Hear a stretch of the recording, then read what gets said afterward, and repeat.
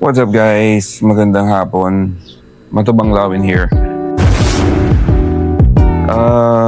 Gusto ko lang pakilala sa inyo yung ating bagong best friend. As you can see, maraming videos na ako sa YouTube na nakikita nyo na ang gamit natin is yung ating Honda ADV 150 at yung ating Royal Enfield nung umikot tayo sa last ikot natin sa North Luzon Loop. And then, yung ibang vid doon mga Musol ay. So, nag-upgrade tayo kasi medyo lumaki tayo. Gusto ko ipakilala sa inyo ang ating bagong best friend. CF Moto 450 MT, si Bella.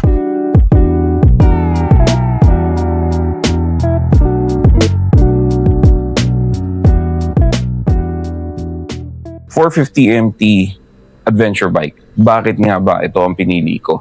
Marami na tayong trail na napuntahan or marami na tayong lugar na napuntahan. As you can see dun sa mga previous videos natin, ilang beses na tayo nakapag North Loop, meron tayong Mindoro, meron tayong Dater sa Boracay, meron Western Visaya, Iloilo, Rojas, Bicol.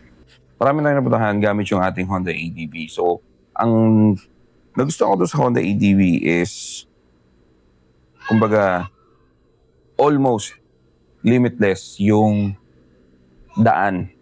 So, hindi ka mangangamba kung saan ka dalhin ni Google Maps na lagi tayong nililigaw. Hindi ka kakaba-kaba kung ano yung kalsadang madadatnan mo doon sa Honda ADV scooter na adventure.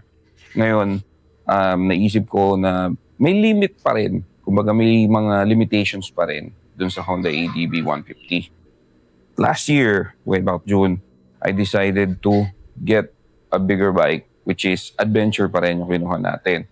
Ngayon, this one, I would say 99%. Wala na siyang limitations when it comes to the road or yung terrain na dadaanan mo. Mapa-off-road ka man, river crossing, road, long ride, short ride, kahit saan, wala na siyang limitations. Nasa driver na lang yun. Lakas na lang ng loob. So, I tried couple of times mag-trail kasama yung 450 MT Bros. Shout out sa 450 MT Bros.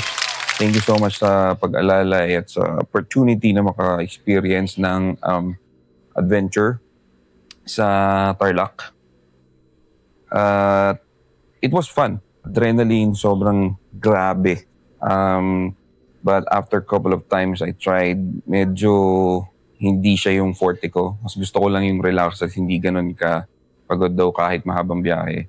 We did a couple of upgrades dito sa ating 450 MT. By the way, her name is Bella. So let's start with the exhaust. Meron tayong exhaust na nilagay aftermarket na Akropovich. Inangat natin ng konti para sa river crossing. Tapos, nag-upgrade na rin tayo ng ilaw 2 beses kasi nabudol tayo ng fake TDD aux light. So, para sigurado na tayo, nag-upgrade tayo ng gold runway na 4 bulbs. 2 yan. And then, nag-upgrade na rin tayo ng riser para mas komportable sa braso. Tapos, nag-upgrade na rin tayo ng busina dahil ang stock na busina ng 450 MT parang e-bike, ang cute. So, naglagay tayo ng 2 Bosch Europa. And then, nag-upgrade na rin tayo ng latest upgrade natin is yung ating sprocket sa harap at sa likod. Ginawa natin, sinetup natin siya for touring. So, nagpalit tayo ng 15 teeth at saka ng 47 teeth sa likod. So, pang touring na talaga siya, pang long ride para mas kalmado yung cambio natin. Hindi tayo lang cambio ng cambio at hindi siya galit na galit. So, ito ang ating bagong best friend. Sa mga susunod na videos natin, sa mga long ride natin, si Bella na ang ating makakasama throughout the adventure.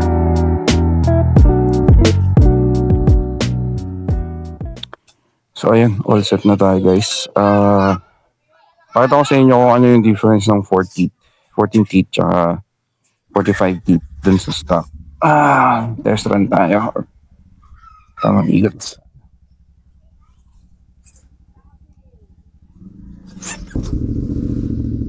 So, di ba, medyo maingay yung dating ng motor.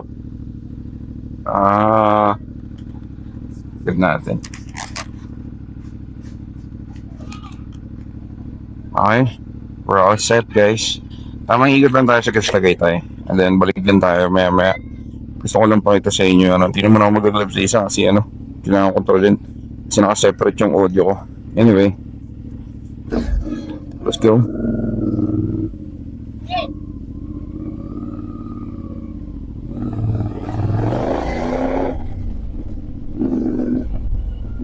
So, mas kalmado yung ano, mas kalmado yung Primera kumpara din sa stock na 14 14 teeth na front sprocket. Ngayon, ang gusto kong i-test is yung 45 teeth sa likod. Kasi yung 45 teeth sa likod is usually yun yung pandulo natin. Okay. Balikan ko kayo guys. Doon tayo sa may ibandang highway.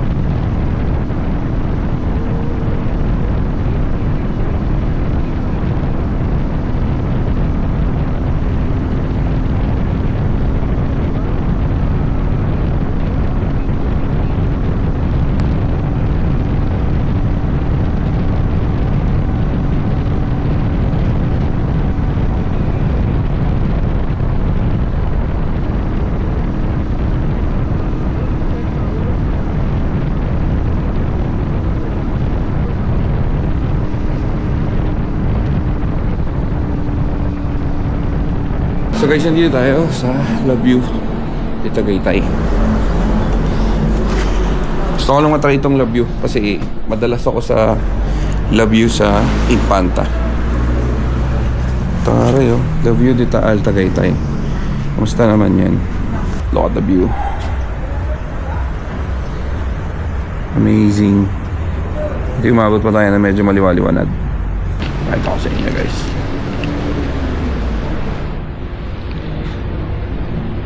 Sharan dito yan guys, sa Love de Tagaytay. So bago siya umahon, kasi di ba may flyover na bago doon. So bago siya umahon doon, nasa may bandang left side siya. Puting building yun. May parking space sila sa labas. Tapos bababa kayo doon sa may hagdan. Pero pag nakita niyo yan, pakak. Pwede pa kayo bumaba doon. May hagdanan naman doon yung pag ano. Gusto nyo mag-picture Pichu. O, diba? Ganda. Yung place is more like para siyang pang-event place. So, yung mga ano siya, butterfly. Yung mga flowers. Parang meron din sila mga ano. Tapos meron pa sila sa loob. Meron pa sila sa loob, guys. First time ko dito. So, meron din sila mga alak. Gusto nyo magwalwal. Ayan o. Titimplahan kayo ni ate. Gusto nyo magwalwal. Meron silang mga laki ng Jack Daniel sa taas. Isang, ano yan? Gold label? Red label? Is that gold? Red label. Tas ang alak ng demonyo, syempre Bacardi. pag ininom mo yan, hindi mo makikilala at maalala ang buhay mo for 2 days. Okay, so tapusin natin yung review dun sa ating setup ng 450 MT.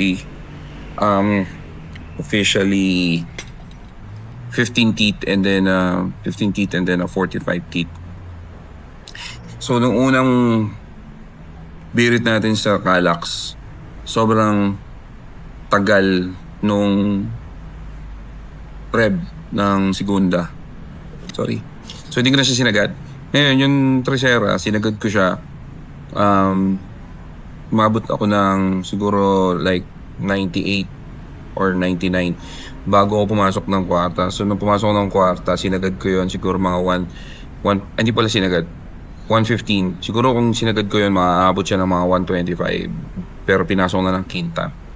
Ang tagal nung so sa mga nagpaplanong magpalit at hindi nyo alam or idea kung maganda ba. So mga nag-iisip kung top or naghahanap ng idea or ng opinion kung maganda ba magpalit ng 15 teeth versus keep mo yung 14 teeth or 45 or ano yung magandang sprocket sa likod. In my opinion, 45 teeth versus the 47 teeth na stock, sobrang sulit kasi yun nga, ang haba ng rev, ang tagal nung pasok or ng transition ng cambio. So hindi walwal yung clutch mo. Yun nga, yung vibration pala kanina, mas naglas yung vibration ng motor doon sa bagong sprocket. Niraramdam ko yung difference. Sobrang smooth ng less yung vibration ng 1545 kumpara sa 1447. So yun yung mga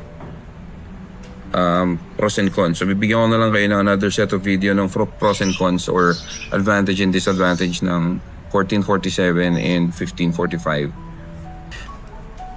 But overall, I would say it's a good upgrade. The best upgrade so far na nagawa ko, yung 15 teeth, 1545 setup teeth, it was the best choice.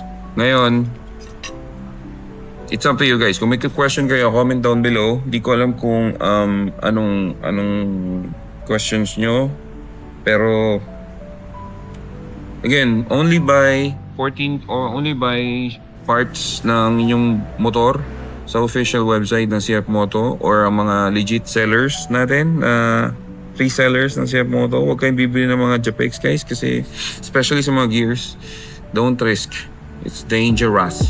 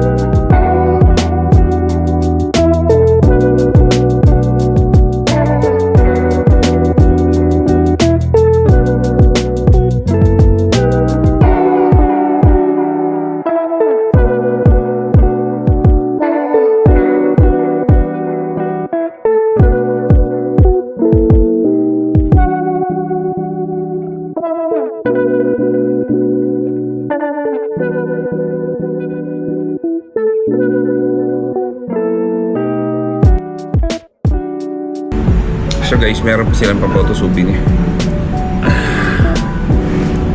What the? Look at that. It's free. Kumain ka dito.